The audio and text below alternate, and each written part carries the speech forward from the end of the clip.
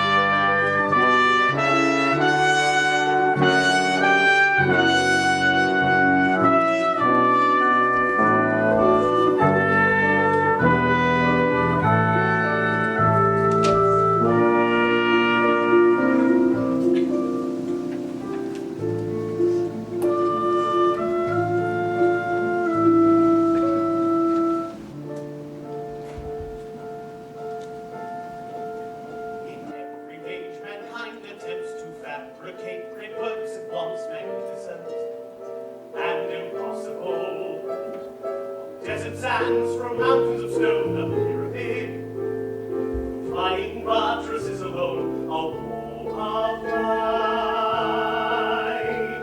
a chapel ceiling streaming, one man's ecstasy, one man's ecstasy. Miracles them all, China's endless wall, Stonehenge the Parthenon, the Duomo, the aqueducts of Rome.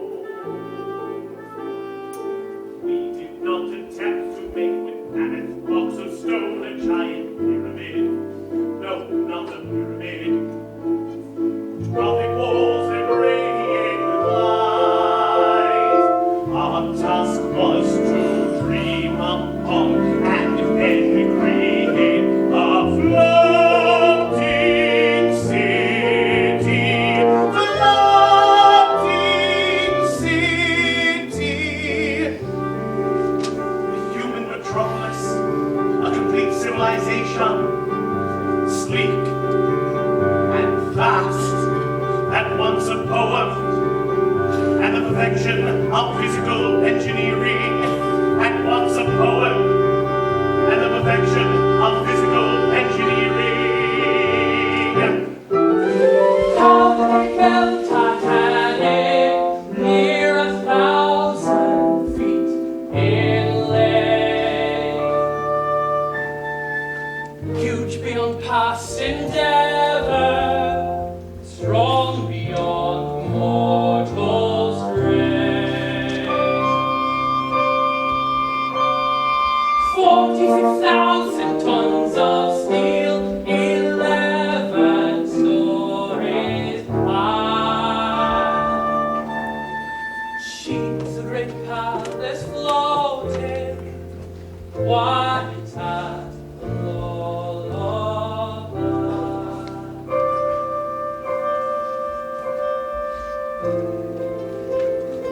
farewell, my darling, I'll be back before the fortnight pass.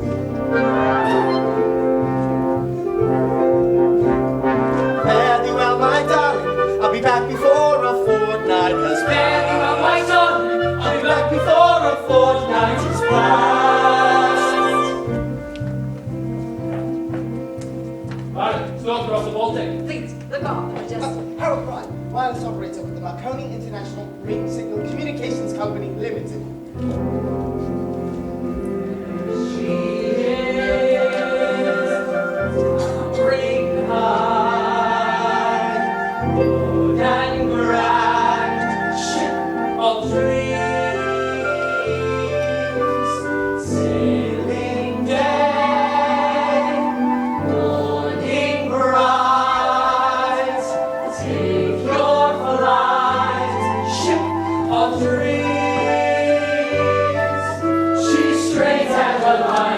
smoke from the funnels trailing.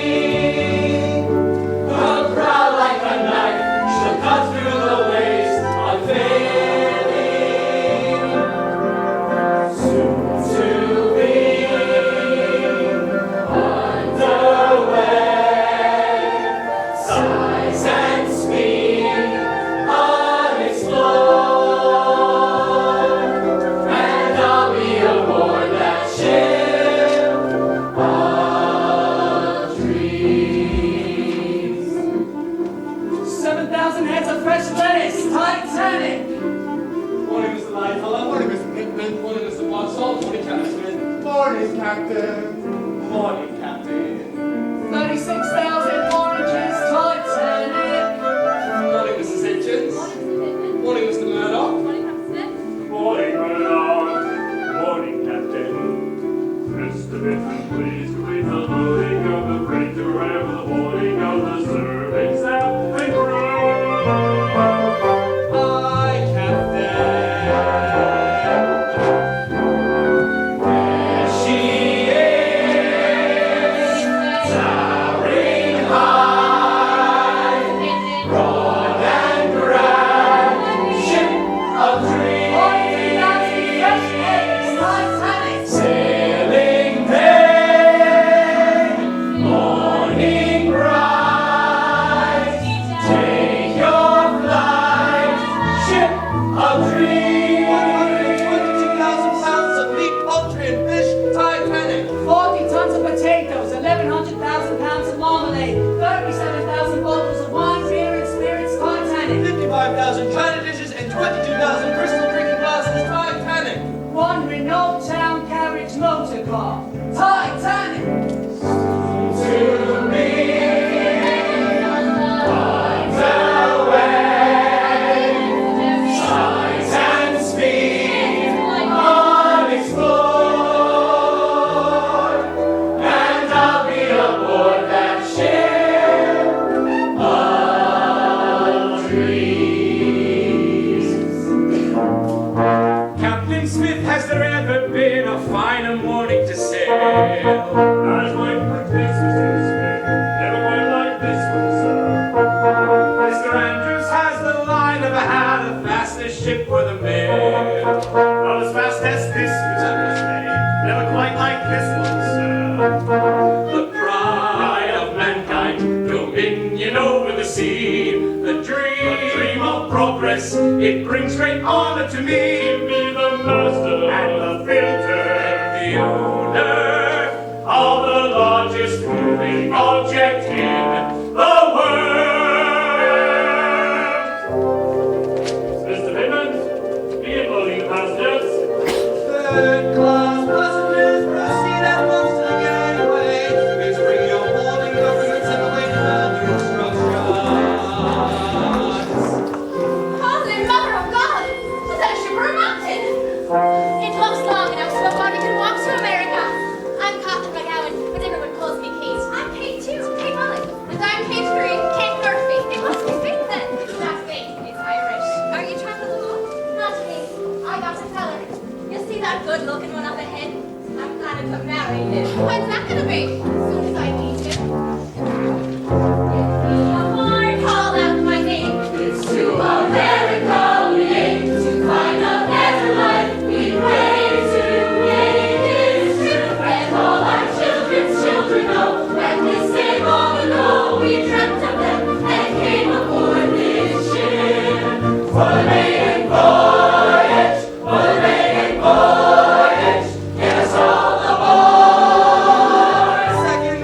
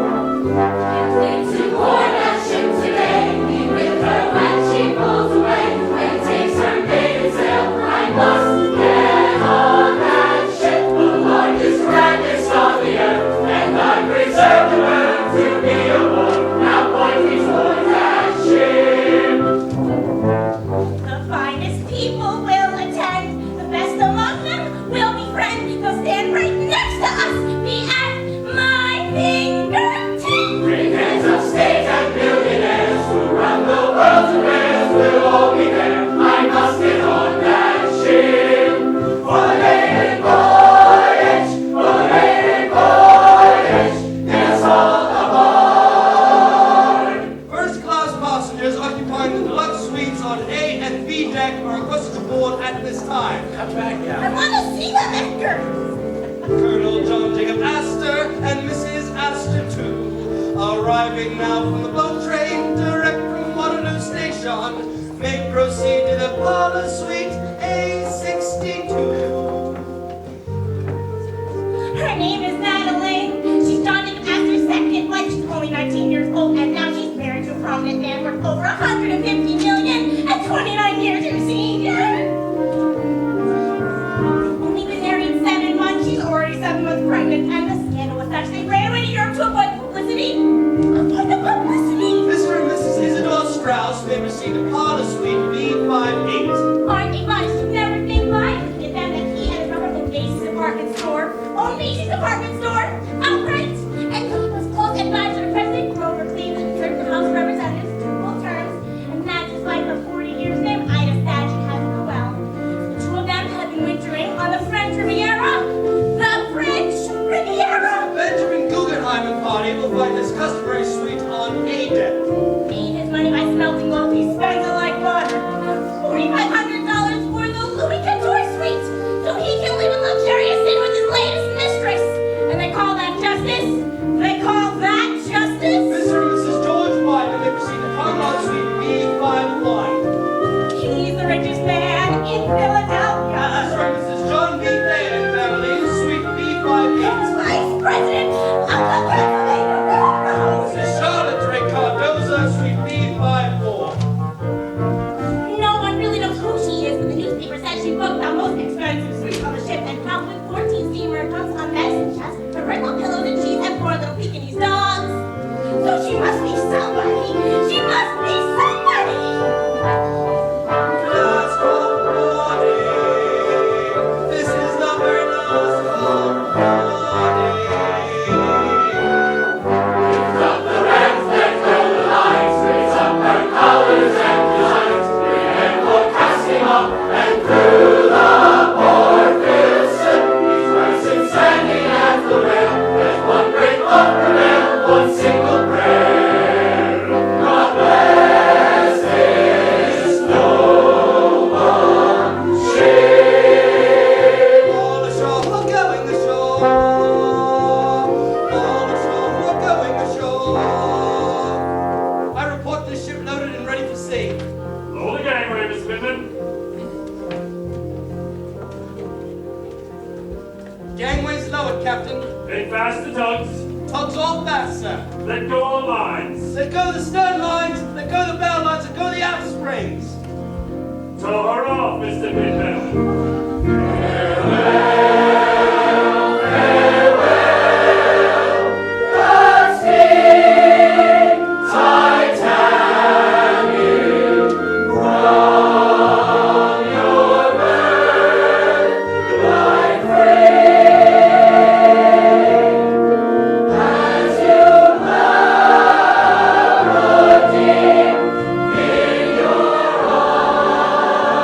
I'll be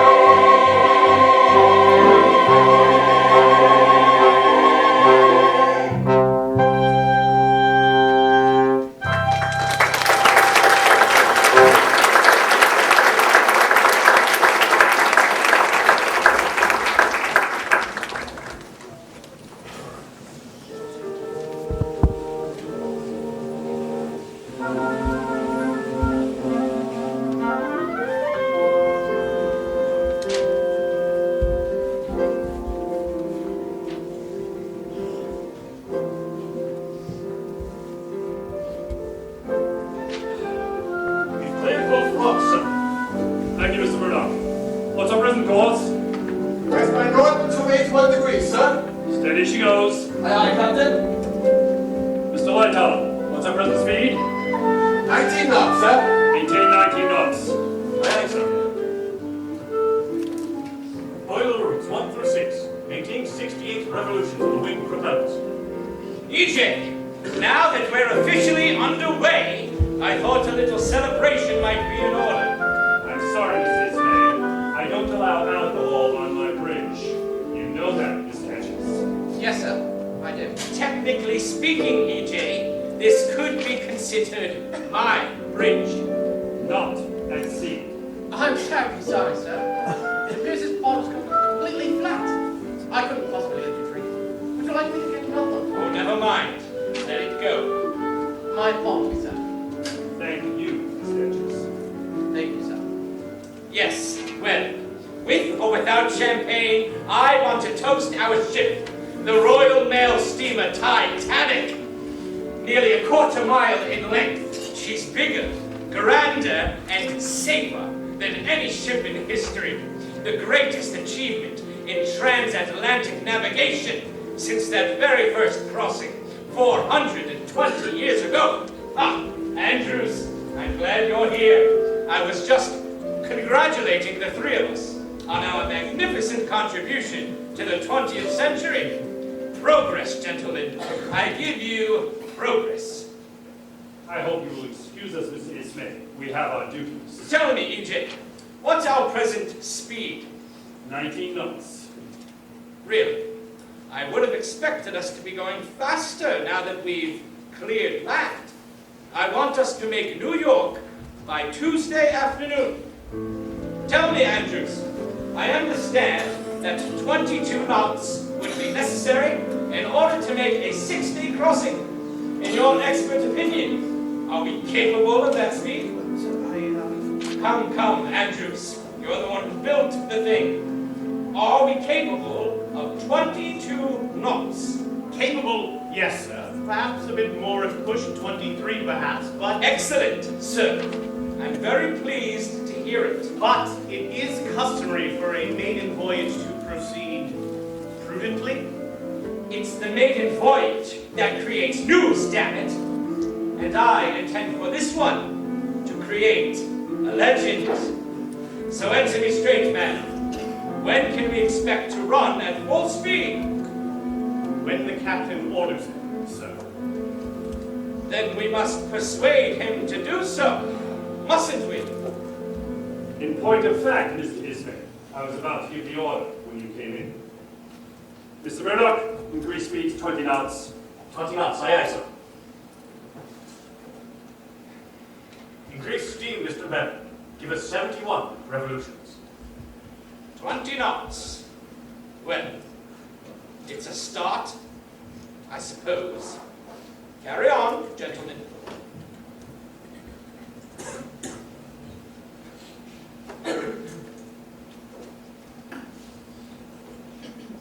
Watch your compass, Mr. Boxall, you're drifting off course. I don't think so, sir. Don't argue with me, man! If I say you're drifting off course, you're bloody well drifting off course!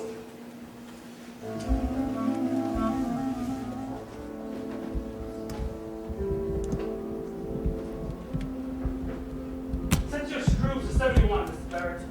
71. He asked me, Mr. Bell, it's a monsoon for 71. Captain's orders, if you've got no objections, that is. He's the captain, isn't he? It's his ship. 71 it shall be. It'll speak plain, Mr. Bell. It's your my ship. You won't have her speed increase too quickly. Just do what you told me, Mr. Barrett. She's sparkling clean, this newborn ship, with won all things clear. The orders they spoke above will execute down here. We'll watch from here as up above, they'll catch a whiff of glory. This wonderful ship may be brand new, but it's the same old story. Stoke, the fire in the hold as the men draw back. The heat in the hold as the men draw back, and the the dust of the cold, the air is black, the trickle of sweat runs down your back. And what are the boys from the Midlands doing here?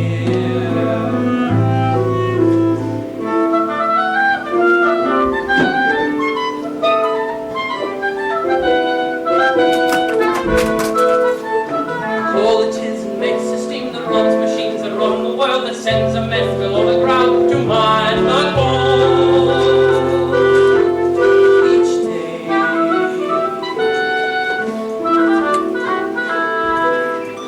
Unless the shire and nothing have us lads who work down in the pit, knew if you got above the ground you'd save your soul somewhere.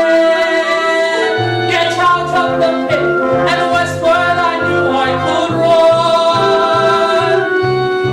and ship out to sea, and there my new life was begun. And the screws were turning at 71. Became my dream to get out to sea. Further out from the mine you couldn't be. But born to the cold, there's no place for you elsewhere. You traded life of tank and gloom to shovel and the boiler room, but now you're 7 decks below a lady's dead feet. And nothing has changed, there's nothing a miner can do. The pit and your mates turned into the hole and the groove. And the screws are turning at 72. Faster and faster we watch as we gain ever more. 73 and too soon it is 74.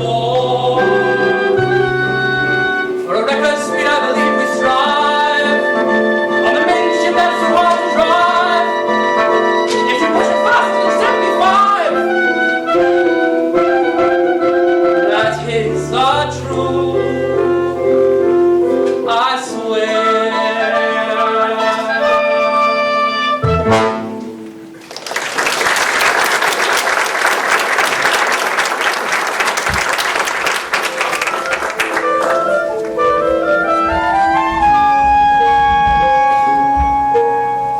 Edgar, look right in there.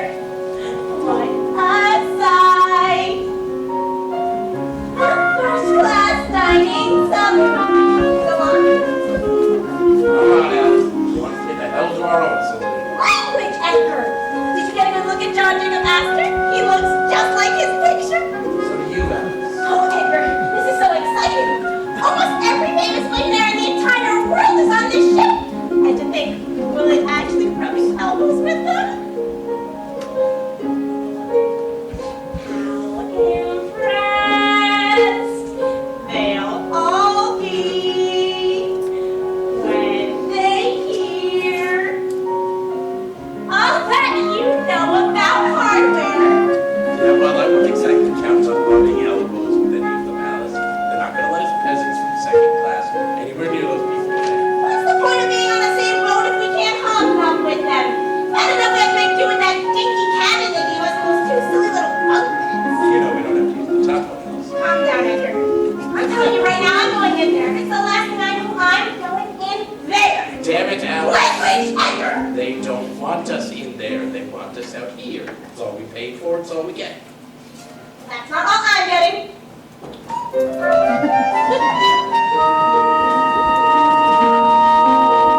Charles, look there. That glass. There's first class. For all your posh smart people. Rich people, you mean? Most of the rich darling are Americans. Just think of what they're talking about.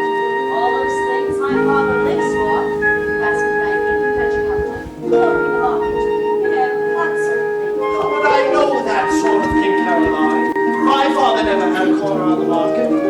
All he ever had was a margin on the corner. I warned you running away with me would be educational. Caroline, aren't you thrilled? Finally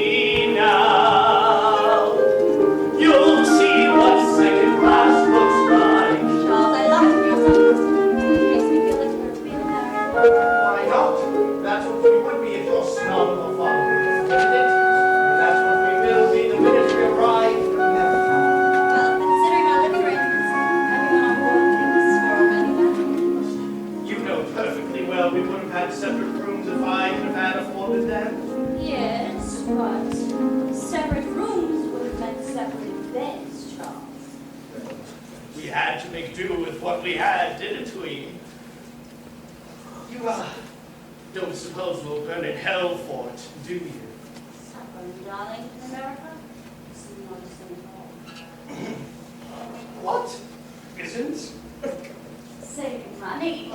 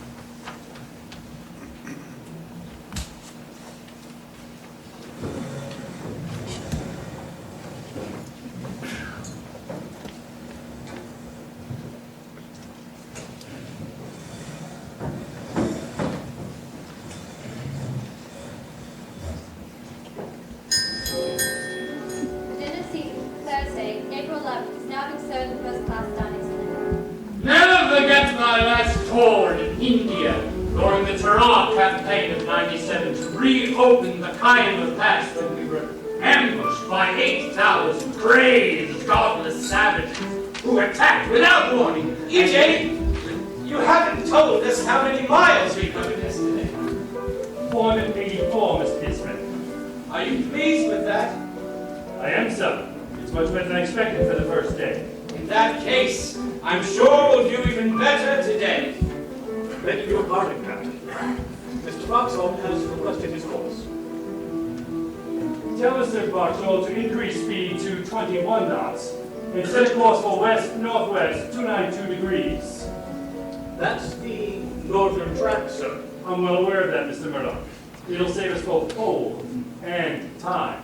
At least 3 hours. 3 hours? Oh, well done, Egypt.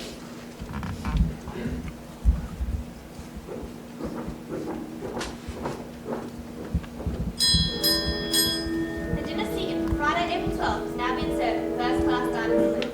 Don't believe I told you about my forced march to the Sudan in the summer of '85 to relieve the attack on Chinese Gordon by the Mahdi and 6,000 of his crazed, godless savages who came down with their spears. Egypt! We're all quite anxious to know yesterday's mileage. 519, Mr. Disney. Much better. I'm sorry to disturb you, Captain. Who the blazes are you? Second Wireless Operator Brightside, with the Marconi International Marine Signal and Radio Telegraphy Communications Company Limited. What do you want, Mr. Price? Message, sir, from the Venice liner Rappahannock, 4 days at Halifax. She reports an iceberg, sir. Thank you, Mr. Bride. I can read. Right. I mean, aye, sir.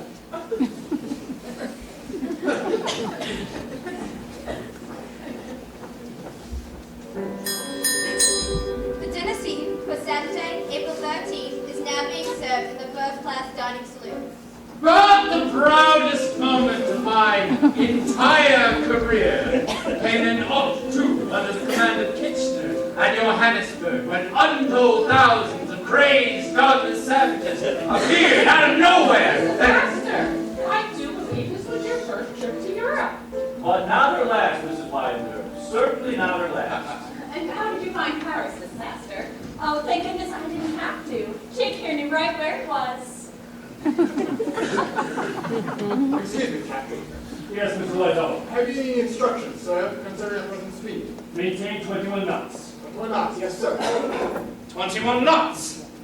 Come, EJ. I promise these gentlemen will arrive in New York before nightfall Tuesday. At this rate, we'll never make it. I'm afraid it's too soon for either of us to say.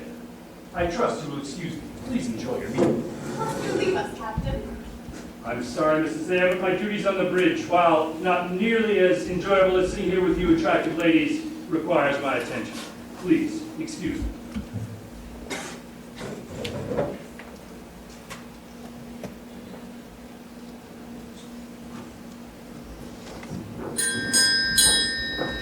Sweets enough to occur are now being served in the cafe precinct.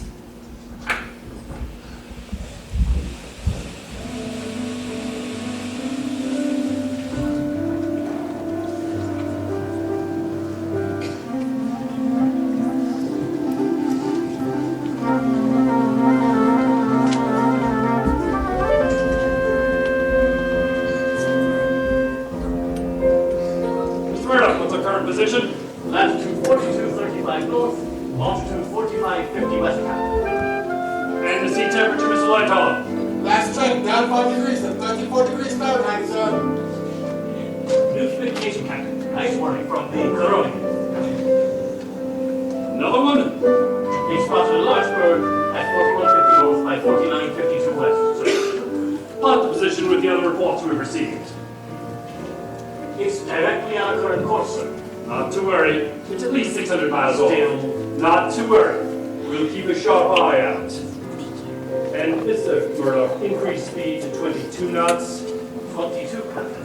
Let's do everything we can to avoid having Mr. Ismay come to the bridge again. Yes, sir. Enter the room. Increase steam to 78 revolutions of the wing propellers. If I recall correctly, Mr. Murdoch, you received your shipmaster's papers at 25, youngest man in the line's history. And yet here you are, still without a ship of your own. What are you waiting for, Mr. Murdoch? Master of a ship carries a heavy responsibility, sir. Every minute of every day, Mr. Murdoch. I'm just not certain I'm up to it. The ship's master must be certain of everything, even when he's not. And I'm as certain as that as I am that this is my final voyage. Captain, after my 43 years of service, I've informed the line of my desire to retire. But they asked me to stay on for this final crossing. My wife was upset, but what could you do? Take over, Mr. Murdoch.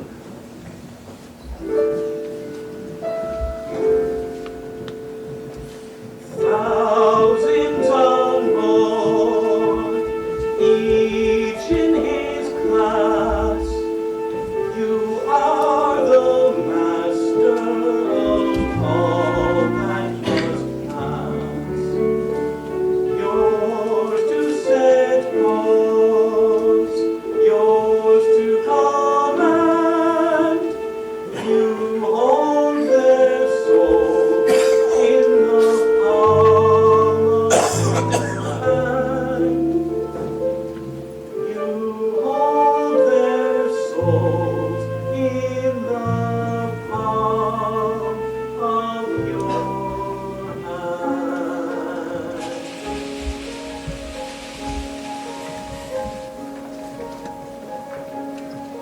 Third class passengers are reminded not to take food below to your desk. What's the reason for that then?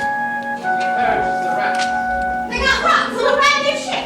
The first aboard. Well, they're welcome to have a part in my share. Sure, and the entire family for a little week off just for having thinking on me plate. And all of it for free. Free? Free nothing? Why do you suppose it charges every bit of 60 shillings for a passage? What do I need to pull this fine cloth and electric light? Tell him, Farrell. I'm gonna have fine cloth, electrical light, and a whole lot more when I get to America, including my own personal bathtub. I'm gonna ride straight to the top. I will! Just like cream. I will be a proper person. People will look up to me. What a girl, that girl, my Gwen. Katie, my little boy. I aspire to heights of glory in the new world that can be. In that grandest nation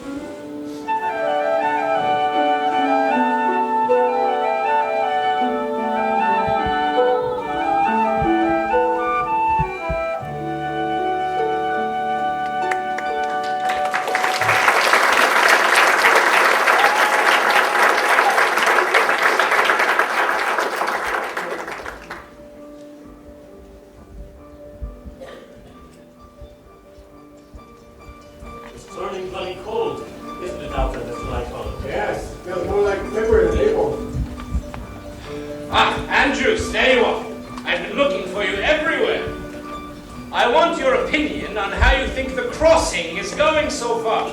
Not as well as I could hope, Mr. Ismay. We've got a few problems. Really? Such as what? I'm disappointed in the water pressure in the upper decks, and the kitchen staff have been complaining that their sleeping quarters are overheated. There's gratitude for you. In my father's day, they were lucky to get any heat at all.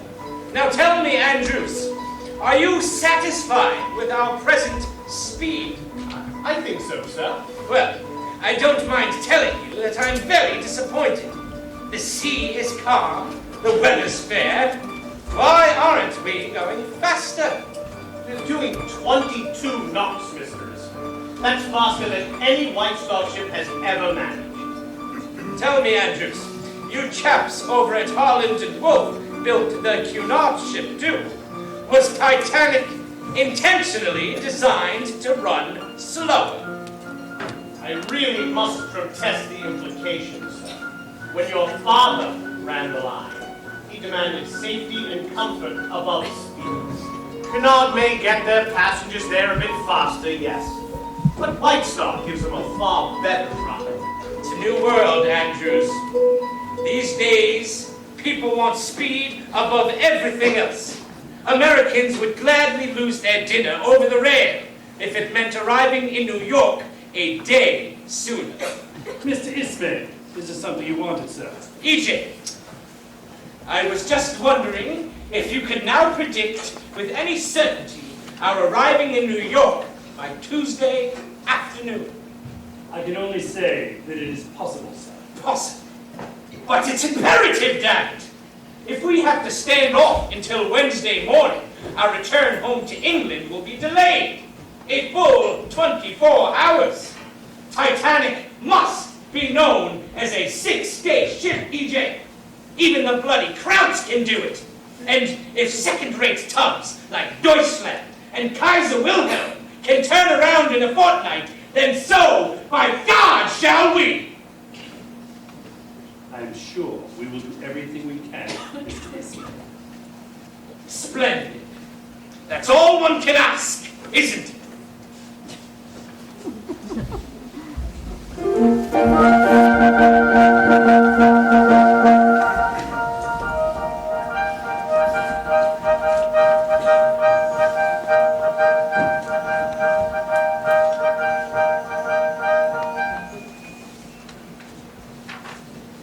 Excuse me. Excuse me. Who's that? Barrett. Barrett. Oh, the Stoker. I remember. Welcome to the most important place in the entire ship. What can I do for you, Barry? I heard you sent a message back to England. You heard right, all right. Sitting right here, I can communicate with important people all over the world. Yeah? Yes, I'd explain how it works. Hold on. There's a message coming. Iceberg warning. From the Baltic. Well, that's your old ship. Yeah? Well, you can see I'm awful busy, Barrett. So what is it you want? Shouldn't the captain know about that iceberg, then? Not to worry. I already sent him half a dozen warnings just like it. If you ask me, they don't know what the bloody hell they're doing up there. Excuse my French. It's like you say in the telegraphy business, you can't be a radio operator and remain Christian. Well, how much would it be to send a message, sort of a romantic message, to my girl? Very pretty. But, romantic or not, minimum rate's £2, 4 pence. 4 bloody quid? That's more than they pay me in America and back. Hold on. Maybe I could give you a professional discount. Oh, yeah? How much does that cost? Nothing. No difference. Well, Tom, very much. You must be a romantic sort of fellow yourself. Oh, not me. Romance and telegraphy don't mix, see? How can you communicate with only one person when you've got the entire world talking to you? I'll leave her name and address. Darlene Watkins, Millslop, Nottinghamshire. What's that you doing? Darlene Watkins, Millslop, Nottinghamshire. So what's the rest of it? I don't know. It'll have to be just the right thing. Darlene's funny. You see, she said if I wouldn't take her serious, she knew someone else would. I don't know back for 2 weeks yet, so I might as well come out with it. I'll be coming back to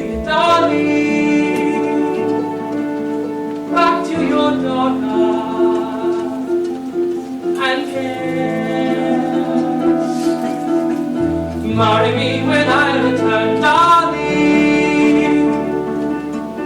And until that day, my lord, take care. Lead me well. May the Lord who watches all watch over me. May God's heaven be your flag as you speak. Marry me when you're finally in my arms. Let me see this devoted sailor's heart and soul are yours to keep. Yours to keep. Every day from GMOM, good morning, old man, to GNOM, good night, old man. My telegraph sends messages to ships at sea, sending out its dit-dit-dat, dit-dat, dit-dat, dit-dat, dit-dat, dit-dat,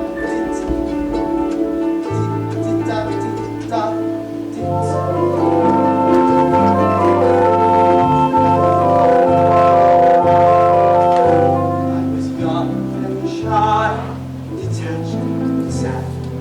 Spent my days indoors, a homebound lad. Hardly spoke, few friends, I kept myself to myself. Quite alone, and I found Marconi's telegraph. It could span the planet width by half. 50 yards, 2,000 miles, the same touch, the small sound, the tone.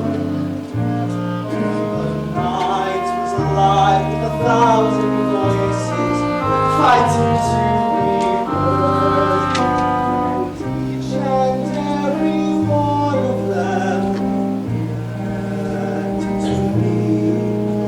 And my life came alive with 1,000 voices tapping out each word like 1,000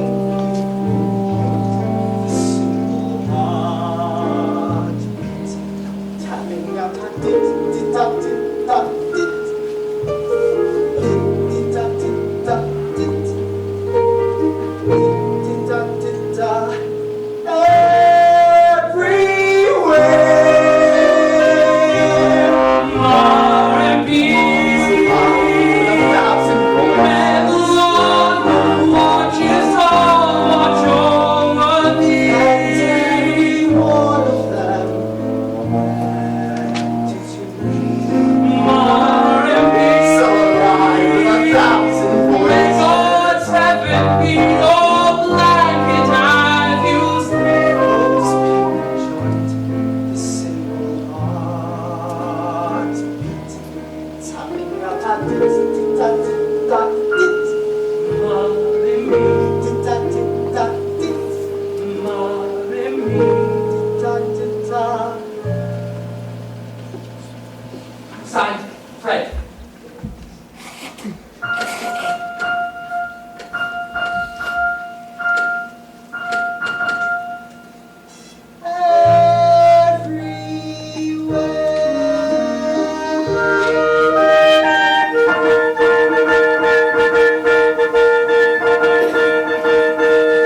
Message received.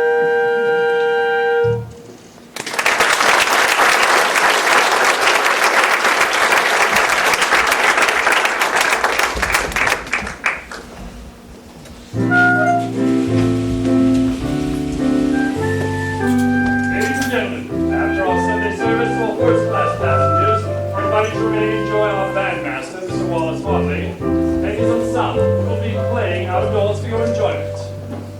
And now we will conclude our service with hymn number 27, God Lift Me Up.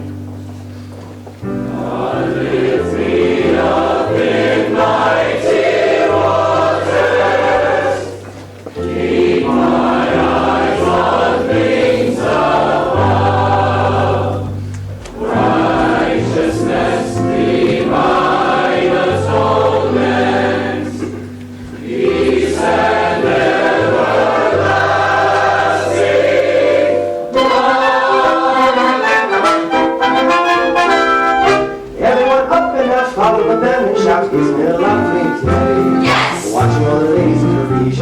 ocean's own display. Notice the harmony is playing with harmony and rhythm and never lag. It's a musical treat to hear a melody before we hang our flag. How do you do, my friends? So good to see you once more. How long since we first met? Has it been 3 days or 4? It seems like so much longer than a little franchise. On a ship by itself and the story is happening. The latest now. I love the cool of the breeze. Feel the rhythm, song in my knees. Harmonizing with the song that your ears are like a feather in the air. He's got a rock on the chill. When he gets together, it's a thrill. He's hardy, healthy, still. There's a party there. Everyone's bursting with emotion. And it's getting crossed by the ocean. Moving to the rhythm of the breeze. Come on and dance with me. It's all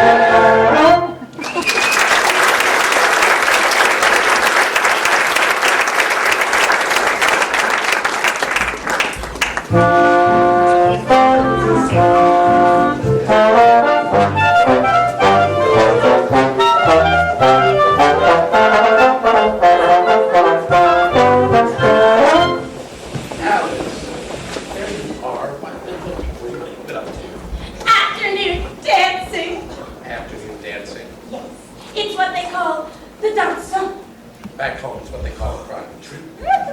Language, Edgar. Come on, little girl, I don't think you belong here. Oh, applesauce, Edgar. I have danced with the first class, Edgar. It was oh such a dream come true. That class isn't for our kind, Alice. That won't do. Haven't you noticed, Edgar?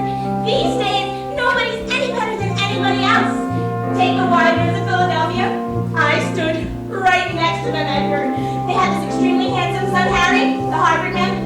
I tell you the God honest truth, Edgar, I thought that boy in my arms would see him second. Well, that's half the battle.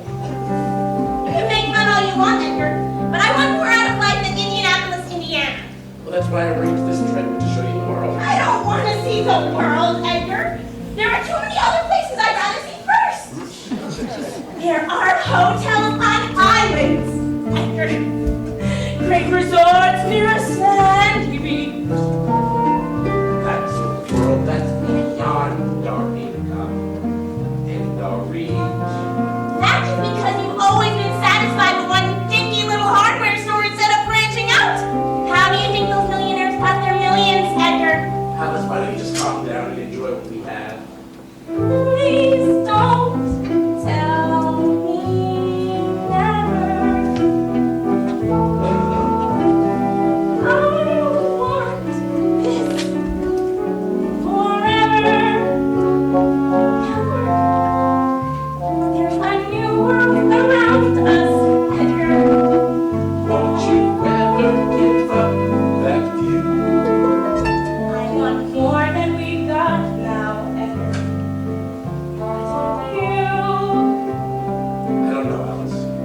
suggest we do about it? I don't know. I'm going to go for a walk now. I think I need to be by myself for a little while.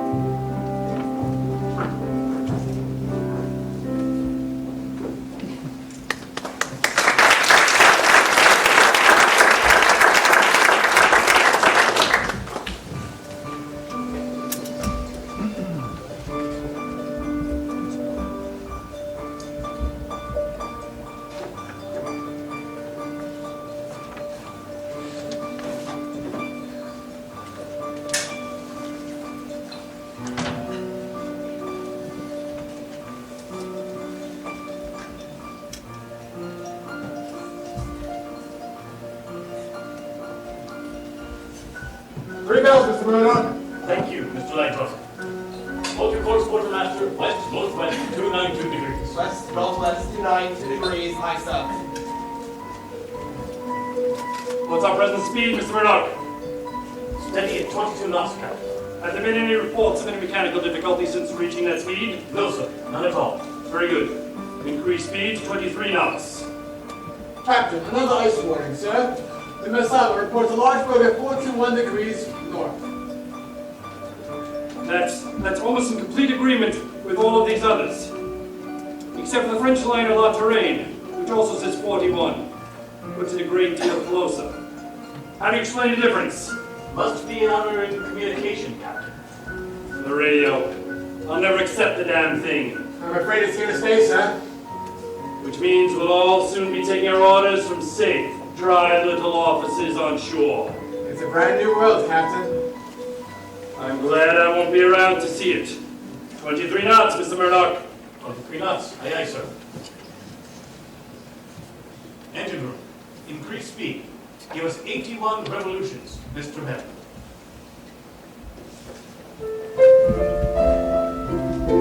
I am still waiting, Mr. Strauss. For what? The reason you sent us on Jesse a radio message. His cousin Nathan wants to make Macy's the largest retail store in the world. They even want to buy out catalogs like Sears and Roebuck. It's totally crazy. What did you tell him? So go ahead. It's a new world out there, Mrs. Strauss. I don't pretend to understand it. Good evening, sir. Henry Evans, first class steward. Edgar B., second class passenger. Me? I know that name. Probably met my wife. She likes dancing with millionaires. Ah, yes. Quite so, sir. My condolences. Far off look you got there in your eye, Kate. Which far-off places you're looking at? America or Ireland? If you must know, I was thinking about a friend of mine, a very dear friend. It seems she left home because she made a mistake. A mistake she couldn't get rid of. Should have been more careful. So, what are you going to do the rest of your life? Who knows? Maybe run for Congress again. I'll tell you the truth. I really like it. And the best part is, you don't have to know anything. It seems she wants more out of life than I can give her. Not always the way, sir. I had a wife once. Oh, what happened? Nothing. I still have her. In all my years, I've never seen it so calm. Is it my imagination, or are we going faster than ever before? If my friend were here instead of me too, what would you say to her? Well, I'd say, what'll I call her then? We're all named Kate, you know that. All right, then I'd say, Kate, do you know who the father is? What a sad question! What do you take her for? Days apart being hard to find, probably didn't want to lose a job. Or his wife? So tell me, Jim Fowler, could a decent feller ever care for a woman who already has a bit of family? Good place, after them across the sun. It's your deal, Major.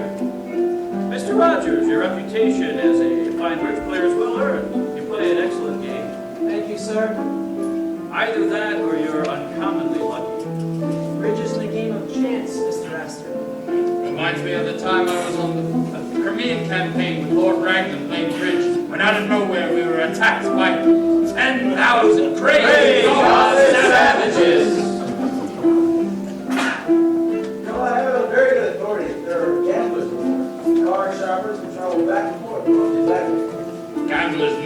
I know these rooms is not. Oh, you can be sure they're here, Major. How could they pass up the opportunity of leasing a passenger list like this one? I've even heard talk that the notorious Jay Yates is aboard. I remember seeing his name. No, you wouldn't, would you?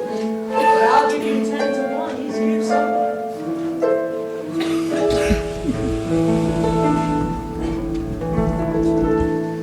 No moon, no wind, nothing to spy and fly. No wave, no swell, no line where seas lie. Stillness, darkness, can't see all things as I. No reflection, not a shadow, not a glint of light beyond. And we go sailing, sailing, ever westward on the sea. We go sailing, sailing, ever on the wing.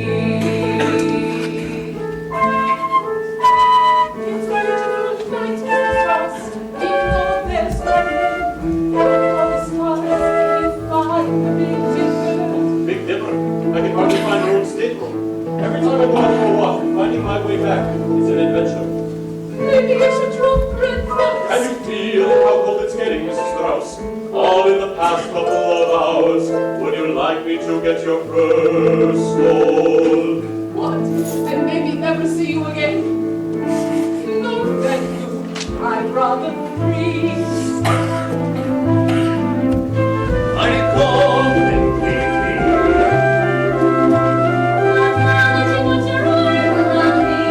Let's make note of it. You're a fine one, Kate McCallum. Funny. Thanks very much. Because you come right out with what you want. Do you find that funny, do ya? What kind of girl do you think I am? To think I need to be told what I want. Life's too short. That's the oil. The weather's quite changed, Mr. Lightoller. Yes, sir, it's turned very cold, but it 1 degree above freezing. Ocean temperature's down to 31 degrees, Captain. Warn the ship's carpenter to check on a supply of fresh water, and tell the engine room to watch steam winches. Aye, aye, sir. There's not much wind, is there? No, sir, it appears to be a flat calm. We go sailing, sailing, ever westward on the sea. We go sailing, sailing, ever on the wing. Well, good night, gentlemen. I'll be just inside. Keep a sharp eye out for you and I. That's something we can depend on. Good night. Good night, sir. Crow's Nest, this is the bridge. Keep a sharp eye out for ice. Charles, in 2 days, America. What's the first thing you're going to do, darling? After marrying me, of course. Fly to the sports desk of an important New York newspaper. I'm sure they can use a journalist with my experience. But you don't know anything about American sports, do you, darling? It's not that difficult. You see, their football is a lot like our rugby, except for some reason their chaps have to wear a lot of padding. They sound like a perfect sexy race. Let us both hope so. That's why we're going there. Good evening, gentlemen. Madam, this happens to be the smoke room. So I see. Women are never permitted in the first class smoking room. Oh, don't look so shocked, gentlemen. It's a new world out there. There's a new world out where? Mr. Hartley, that's a new melody. What's it called? Autumn, ma'am. Autumn, shall we go into the autumn? Golden and glowing by autumn, shall we still be best of friends? Allow me to introduce myself. This is Charlotte Cardoza. I know who you are, madame. Recently widowed and with a considerably generous inheritance. And I know about you, Mr. Astor. Recently remarried to a considerably younger wife. You have a reputation as a modern woman, madame. People say that about you, and they don't mean it as a compliment. Really, and I've heard you described, sir, as the world's greatest monument. Unearned. Let breezes blow and turn cold as we continue growing old this autumn. Love me found. So what do you say, gentlemen? I happen to play an excellent game of auction bridge. Where's your sense of occasion, Madeline? I understand you've just lost your husband. Yes, but not in cause.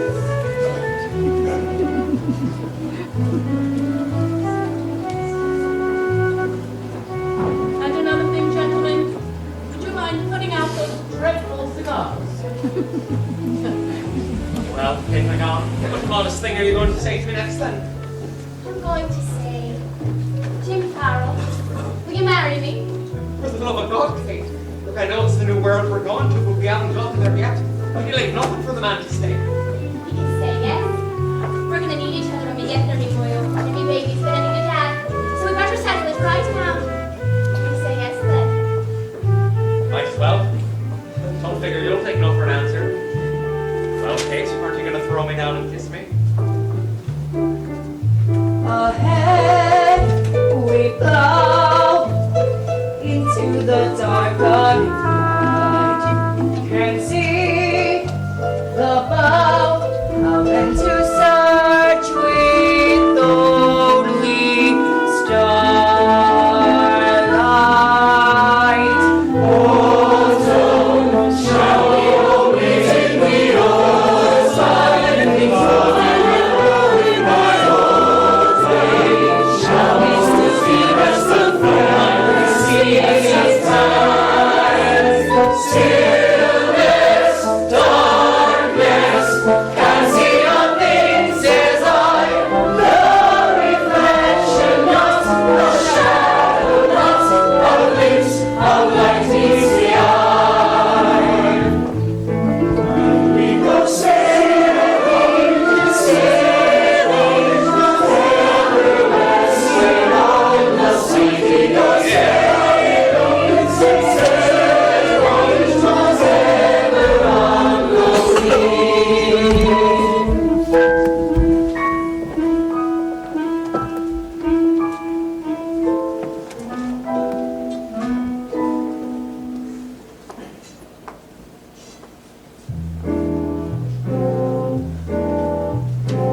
No moon, no wind, no moon, no winds, the night's light about winds, no moon, no winds, no moon, no winds, no moon, no winds, and no moon, and no winds,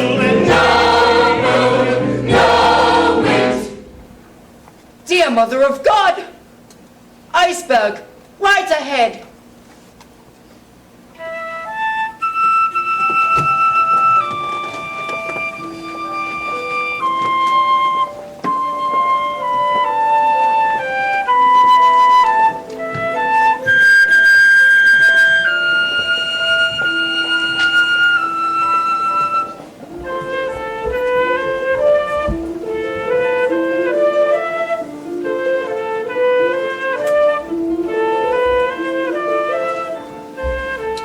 Thank you.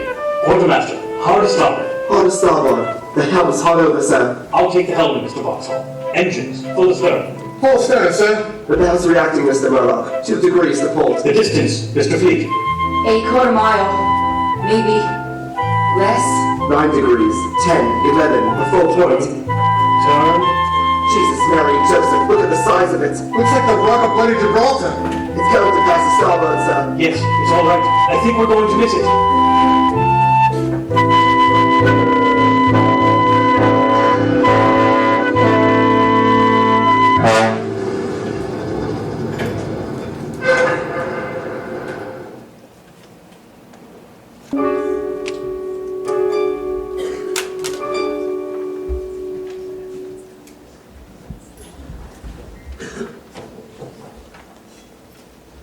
George! George! Are you there? Wake up, George. Who's there? Benjamin. What's wrong? It's nearly midnight. George, do you hear anything? Hear what? No, nothing. That's the point. The engines have stopped. Stop? My God, you're right. Wake up! Wake up! Wake up! Wake up! Mr. Etches, why have the engines stopped? I couldn't say, Mr. Guggenheim. I don't suppose it's anything much. Wake up! Wake up! Man, you really better figure out what the devil's going on here. Mr. Etches, there's something wrong. I don't know, ma'am. Just following orders. Wake up! Wake up! Door exit below the waterline on the starboard side. How bad is it then? I don't know yet. All stations, damage reports. We did it exactly 11:40 p.m. One of us should enter in the log. If we only glazed it, then it couldn't be that bad. Then we have nothing to worry about, have we? Report, Mr. Murdoch. We've struck an iceberg, sir. Starboard side. We don't know the extent of the damage yet, but I've taken the liberty of browsing the passengers. I want them on deck and in their life preservers. At the very least, we can have a drill. We've never had one, have we? I just brought a ton of it on deck and there. Be good sport, John. Chip rope a piece and put it in my drink. Ladies and gentlemen, the captain would appreciate it if you all proceed to the Grand Salon. And please dress warmly.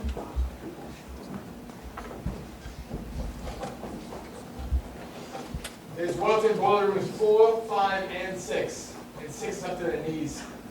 Close all watertight doors and activate the pumps. Then rouse the ship's carpenter and have him sound the ship. Already done, sir. Our position, Mr. Murdoch. Mr. Murdoch, our position! Latitude 41 degrees 44 minutes north. Longitude 50 degrees 24 minutes west, sir. Inform the radio room.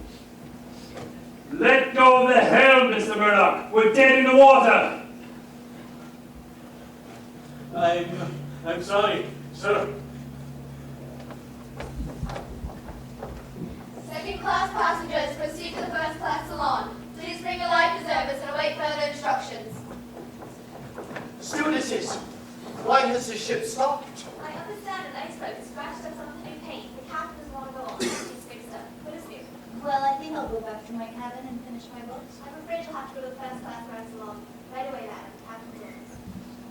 Come on, Alice, this is your chance to mingle with the swells. Please bring your life preservers. There's no time to lose. I can't go up there looking like this. I have to fix my face. Ship will be fixed before that, Alice. Egypt, why have we stopped? I want an immediate explanation. We hit an iceberg, Mr. Ismay. Well, that was pretty damn careless, wasn't it? We're trying to assess the damage. Damage? There's water pouring into the boiler room. So we close the watertight doors, and I'm certain everything is under control. Then I'm sure you'll have us underway as soon as possible. Mr. Andrews is conducting a complete inspection of the ship. If you'll just be patient, you'll have his report as soon as possible. In the meantime, Captain, I see no need to alarm the passengers. Third-class passengers, forward after the well deck. Please find the life preservers and await further instructions. What is it? What's going on? There was this terrible scraping noise and then we just stopped. What are we supposed to do now? I'll go up and have a look. Now wait down here like you're told. Now back to your rooms.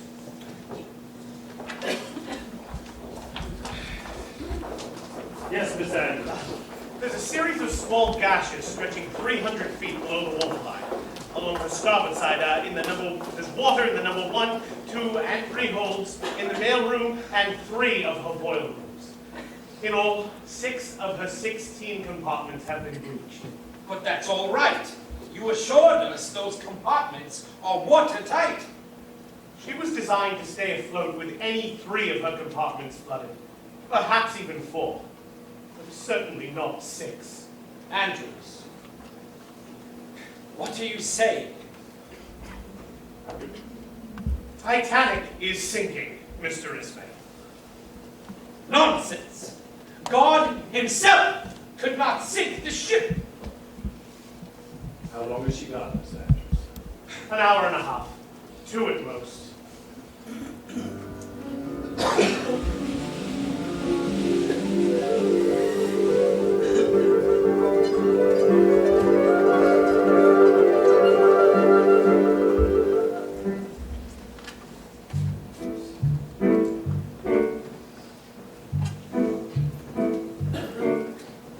Ranging quite disoriented, leaving here, recently awakened from a dream. How the lights burn, every crystal bright as a star. Dressed in your pajamas in the Grand Salon. Looks to be bizarre in the extreme. Things could improve if the steward opens the bar. Oh, it's a memory I want to keep. Now I would like to go back to sleep. Dressed in your pajamas in the Grand Salon, wondering if things are what they seem. Can you be sure? Do you ever know where you are? Ladies and gentlemen, may I have your attention, please? The captain would appreciate it if you were all wearing a Mr. Etches! Over here, Mr. Etches! Please, Miss Andrews, what the devil's going on? Tell me straight, man. Are we in any danger? Mr. Guggenheim. Danger. On this ship. Mr. Astor, please don't light them. Mr. Guggenheim, please put it on now. Captain's orders. Ladies and gentlemen, wear your flight belt. Mrs. Widener, if you would now. Mrs. Baker, we must insist now. It's a mere formality. There is no cause for concern. Be on our way. Formality lay now. A simple precaution. A moment of rest. We'll be on our way. We hardly say now. In a moment or two, she'll be traveling west. See here, Miss Etches. I demand to know exactly what's happening. Latest word, sir, she seems to damage one of the wing's propellers, and we could be delayed for an entire day. So, I don't like the way this sounds. Not a bit, not a bit, not a little bit. We spent 1,800 pounds. Not a bit, not a bit, not a little bit. This is not the sort of a voyage we paid for. I demand to know what the ship is being laid for right now.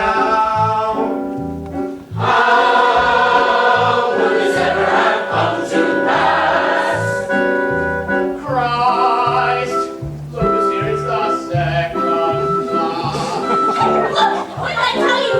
Everybody who's anybody. You're the only one here I don't recognize us. Everything is gorgeous in the Grand Salon. Stunningly appointed for the cream.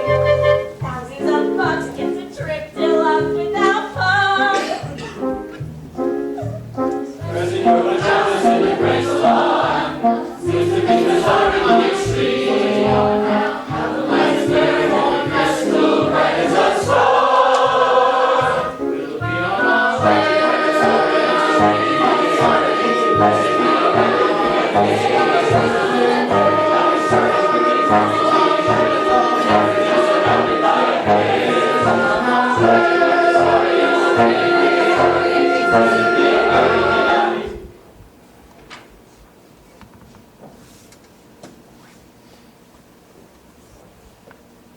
Mr.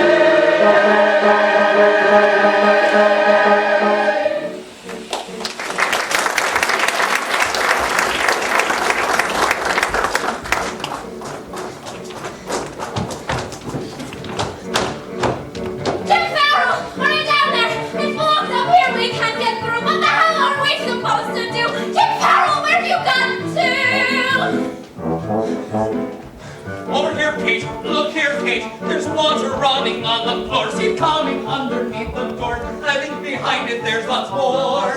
It's 2 foot deep in the men's dormitory. The boat's sinking. What are we supposed to do then? Drown with all the other rats? Don't be daft.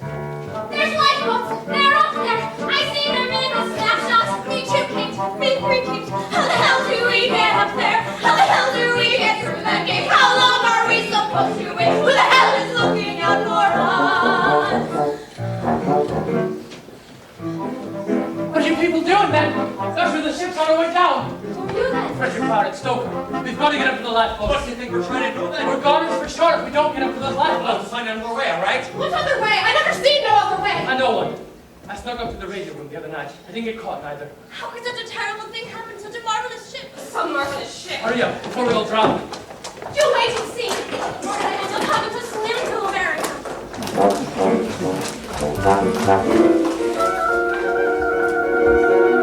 Ladies and gentlemen, this way, please. We're headed for the boat deck. Slow down, Alice. Don't bother that girl trying to get a spot next to the Oscars. Mission is iceberg. Relax, dear. This ship could smash into 100 icebergs, and we wouldn't feel it. I've never been on an open boat in my entire life. Last week in Vienna, a fortune teller told me to beware of water. Yes, we will stay together no matter what. I promise, Beverly. As long as you're going to on this ship, I'm not going anywhere. Never mind, Maddie. I'll buy you better ones when we get to New York. During the time I was on the South China Sea during the bucks of the rest of 1900 when we were attacked by a band of Malay pirates. If anything should happen to me, I'd be very grateful if you deliver this message to my sister in Ohio. I'm sure you'll be all right, Mr. Rogers. I count things, man. I count cards and I count lifeboats. There aren't enough. I want my sister to know I was aboard this ship. What's your name, Mr. Rogers? It's on the passenger list. My actual name is Jay Yates. Famous card shopper? Why, I won several $100s from you. Our game was interrupted.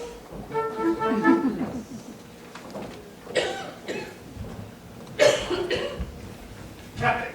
Yes, Miss Andrews. Captain, I'm sure it hasn't escaped your notice, sir, that there are in excess of 2,200 souls aboard this ship. I'm well aware of that, Miss Andrews. But space for less than 1,000 in the lifeboats. I didn't design this ship, Mr. Andrews. And I didn't instruct management on the number of boats. Evidently, 20 boats was enough for the line.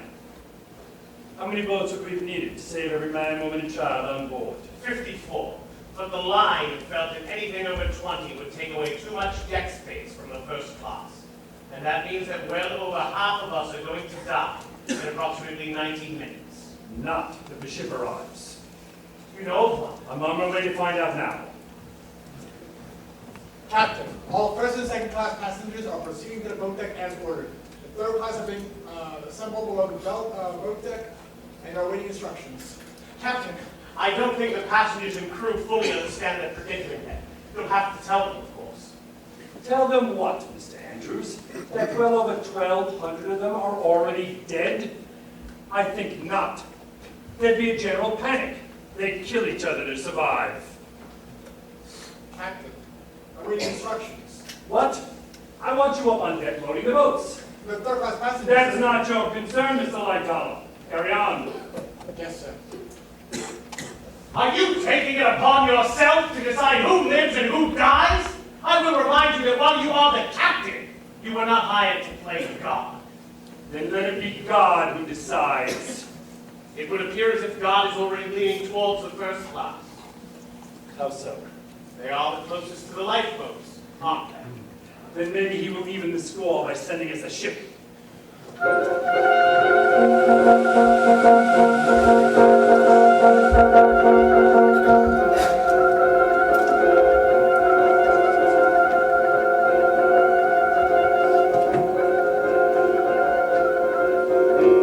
CQD. Titanic CQD. Situation critical. Repeat. Situation critical. Radio on. Have you reached any ships? Can't you see I'm busy? Go bother the captain. This is the captain. I'm sorry, sir. Sit down, Mr. Right, sir. With the Marconi International... Sit down, Mr. Bride, Yes, and sir. continue. Yes, sir. Have you reached any ships in the vicinity? 6 or 7, sir. The closest seems to be Carpathia, a Cunard liner. I'm well aware of the Carpathia, sir. They've acknowledged our CPT at 11:58 p.m., saying they've turned and are coming hot. How far are they? 58 miles, sir. That's over 4 hours. She can't be the only ship in the area. There was one other, sir. The California. Her signal was much stronger than the others. I put her within 10 miles. But since the accident, she hasn't responded. Why not? I don't know, sir. EJ, you've got to do something! What would you suggest I do, Mr. Ismay? We need another ship here immediately! Unfortunately, the nearest ship is 4 hours away. 4 hours? We'll be at the bottom by then. What about the California man? You said she was nearby. I'm sure she is, sir.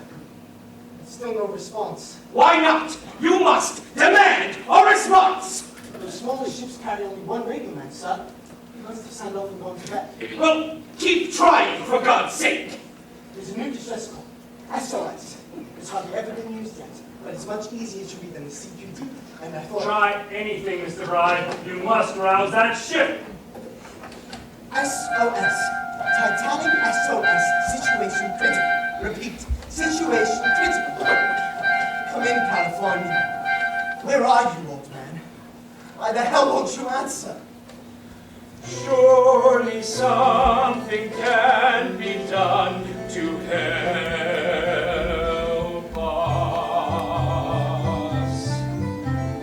Thousands on board, trusting and warm, roused from their sleep, sent up above, unsinkable ship. What is she now? What is she now? Possibly she won't go down.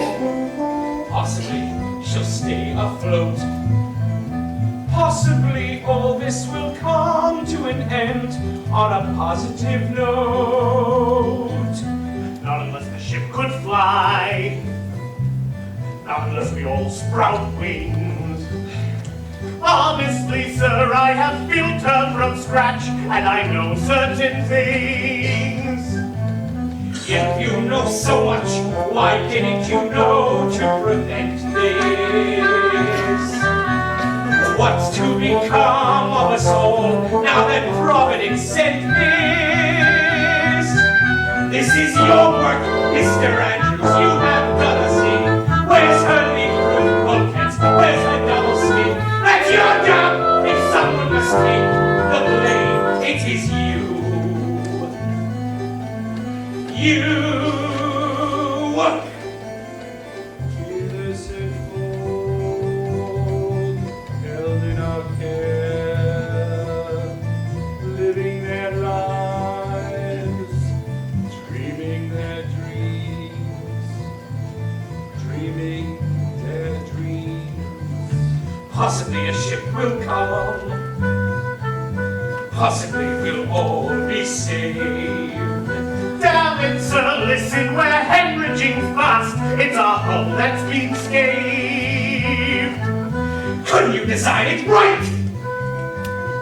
Whoever heard of steel that rips?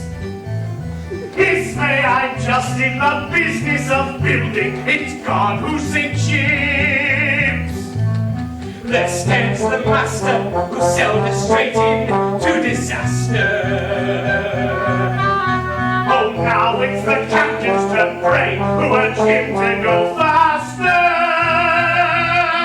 Well then, thank you, Mr. Ismay, for your contribution. Now please pray for some miraculous solution. Your timing is perfect.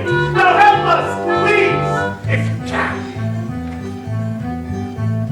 Who'll call for speed and to break every record? Who had to keep all the millionaires happy? How dare you, Smith! I will not stand here indicted. Who ignored warnings of icebergs when sighted? Who, sir, refused to extend up the bulkheads? You, sir,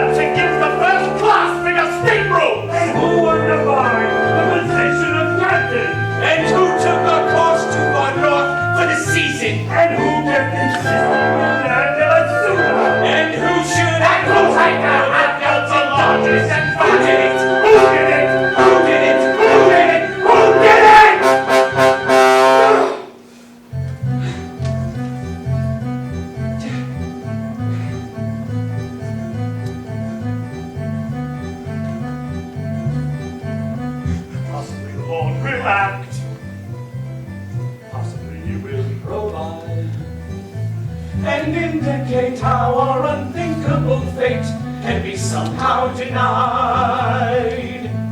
Somehow denied. Your work, no one else's. My doing, no one else's. There's only one captain, and I was in charge. This is my ship, no one else's.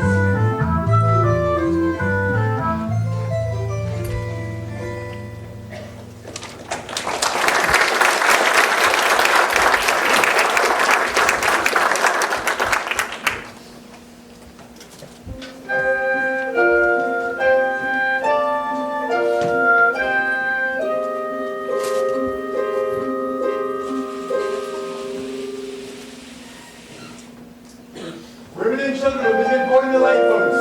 Men will please stand back.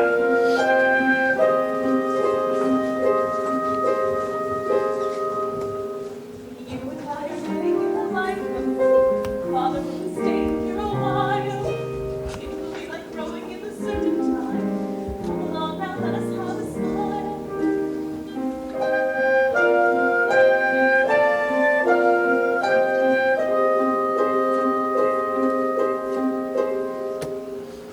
With mother now into the lifeboat. John, we've been safe, I'll be fine. I'll let you go tomorrow morning. With this beloved son of mine. Madam, set the slaves to the lifeboat. Mr. Strass, by all means, take a place. No, I will not go before the younger men. Ida, possible now. What about you? Ida, please, I'm telling you to get to the boat. I refuse. Refuse? How can you refuse? After 40 years, you cannot refuse. I'm sorry, Isidore. After 40 years, how can I leave you now? Because you must be saved. For what? To live without you? Absolutely not. Ida. Where you go, I go. Must get in, please, Sam. When you're not in here, you must get alive. Please come to bed.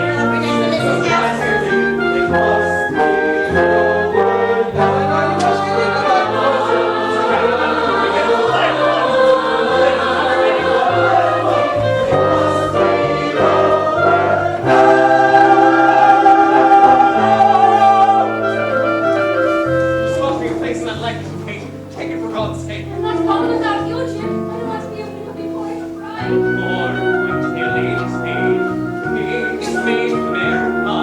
This boat needs 2 men of yours. You, Mr. Fleet. Yes, sir. Thank you, sir. You stole it. Barrett, sir. Mr. Barrett, can you row a boat? I don't know, sir. I never tried. I can row, sir. I'm officially my trade. Then get in, man. Hurry. I will, sir. Thank you, sir. Sorry, mate. Good luck to you, mate. Alice, get in the lifeboat. Edgar, I'm so sorry about all the horrible things that Damn it, Alice. Just do as I say. I love you, Edgar. Why'd you give up your seat, lad? You'll never get a place These are now. passengers, Nate. They're the ones been paying our wages this time. Be the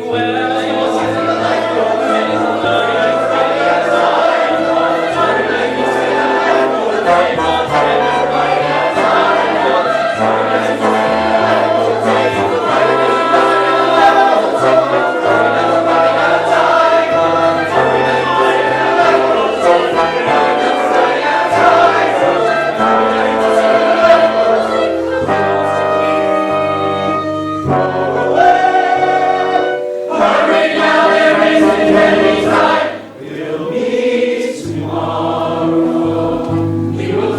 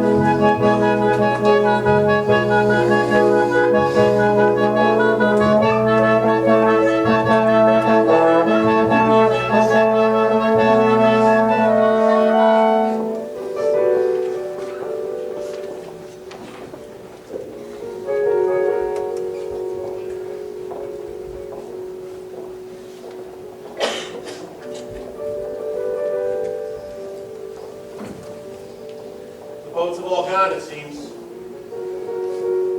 I can still see my wife. I told them I'd collect them in the morning. It's the only thing you could do. Mine actually believed it, for she's only 19. Death rarely occurs to the youth, or anything else for that matter. Rather a pity, actually. It's a terribly good voyage up till now. So many agreeable people. A few too many climbers, I thought. Lately, I've noticed anyone with a few $1 million considers himself rich. Do you think perhaps that we had this coming? The hell you say? God's sakes, Benjamin, what have we ever done? I can't help remembering something that Balzac wrote. He stated, "Behind every great fortune lies a great crime." So let's confess it. Who wants to start? The water it's colder than a polar bear's keister. So we'll be in it up to hours. Edgar Bean, hardware. Jay Yates, gambler. Must be exciting. I'll bet a game of two-handed stud to pass the time. Why not? Can't warn you. Cheat. That's okay. I'm not going to pay you anyway. That was your wife then? You were saying quietly. We were going to be married the minute we got to New York. I was to be married myself when I went back to England. Looks like we're both going to wind up bachelors. Could be worse, sir. Really? How? At least we're not leaving any widows then, are we? Good point. What do you gentlemen say to a good stiff drink? I'd say one won't be nearly enough.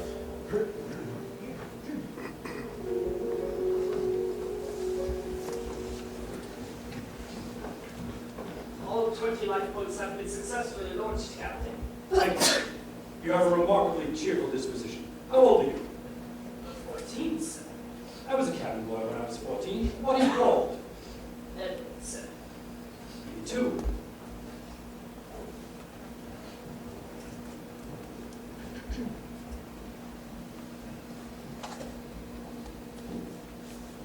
All the first-class women, except for one, safely waiting.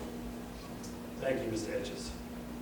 I'm afraid most of the men we know are still aboard, so there's no hope, is there? I see. Who'd imagined it, sir? They said she was unsinkable. Mr. Ismay used to boast Titanic was our own lifeboat. That must have been before he used one of the little ones to save his own skin. All a man ever wanted was to create a legend. Well, now, by God, he's got one. Captain, I want you to know that I take full responsibility. I was the ranking officer on the bridge at the time of... If I were a Fitzmaster, I'd have rammed the iceberg head on. We'd have staved the bow, perhaps lost a few lives, but the ship would have survived. I'm sure you did what you thought you had to at the time, Mr. Murdoch. You expected more of me, sir. You had every right. But your expectations were misplaced. In point of fact, I've been uncommonly lucky. In my 43 years, I've served on them all the White Star ships. And in all that time, I've never been in or seen a shipwreck or calamity worth speaking of.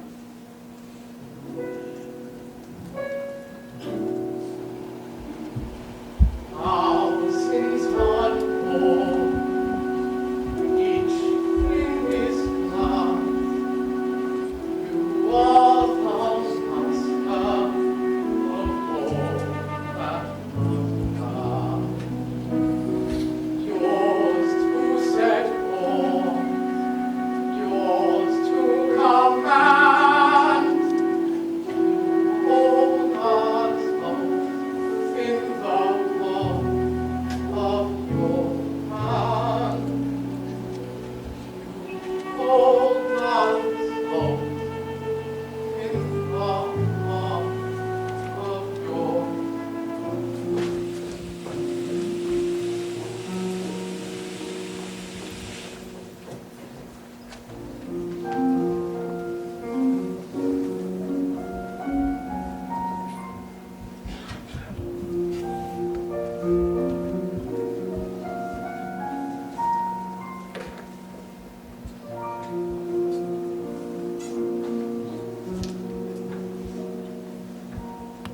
you cold, mother? Lately, I'm always cold. Oh, let me blow on your fingers. Save your breath. What for? Mr. Strauss. Mr. Regis. Mrs. Strauss, would you care for a glass of champagne? Champagne? Why? Do you think you have something to celebrate? It's the Cristal, 1898. It's the last bottle on board. Oh, my goodness, it would be a shame to open it. Under the circumstances, ma'am. Be ashamed not to. Well, won't you join us for a glass, Mr. Regis? Perhaps later, sir. I still have my normal people to attend to. May I say, it's been a great honor to serve you both for the last 3 years. Who else? Who else?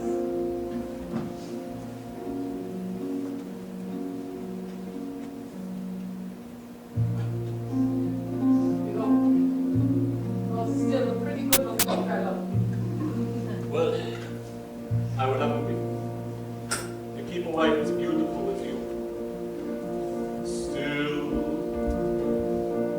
the way I love you still lives in my heart.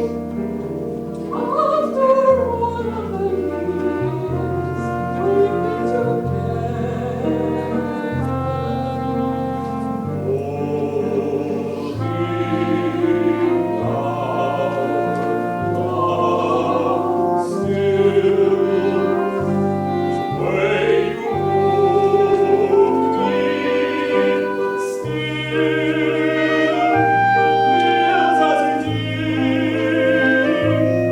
When you first became mine, whisper the words, I will. I love you then, and I love you still. what else could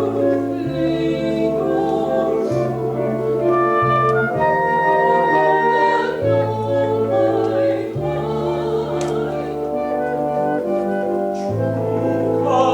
Companion of my soul, I won't turn from you.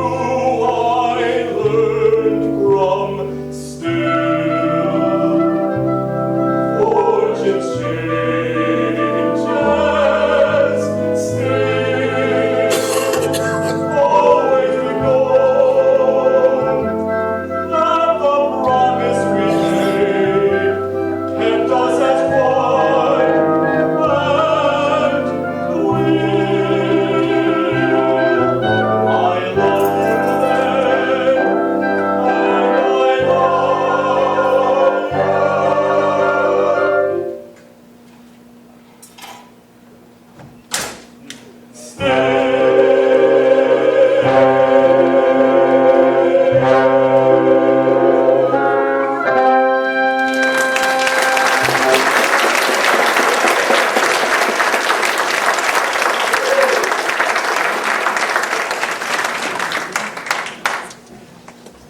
I now declare this vessel lost. From this moment on, it's every man for himself.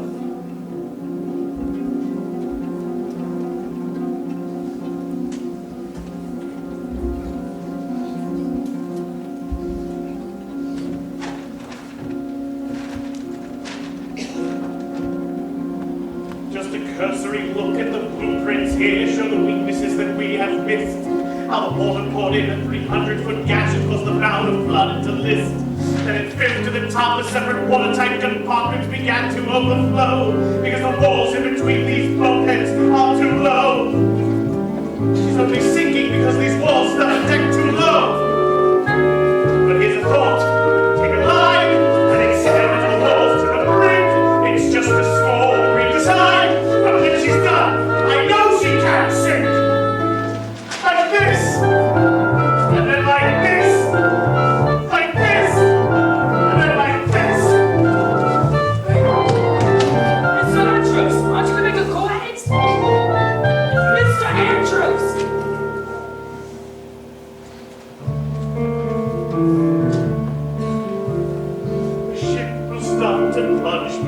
the surface, the water lapping at our feet.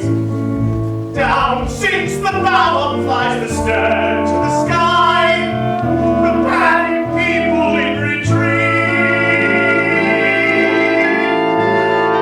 A thousand strong will climb toward the after deck. Like bees to hive. They'll hold fast, doomed to the last. And attracted and all still alive. A few of them will hang there from the railings, as one by one they'll drop away. More than 250 feet they will fall, and after that I cannot say. I will not say. The resting swarms will overrun the boat deck. They'll lose all sense of right and wrong. It will be every man for himself, all right. Going growing with all the strong. First class and third, second will be nothing. And sheer humanity alone will prevail. One single class, brute, harsh, and class. That's what we love of the world that sets sail. What shall we all be in the autumn? Shall we all be in the autumn?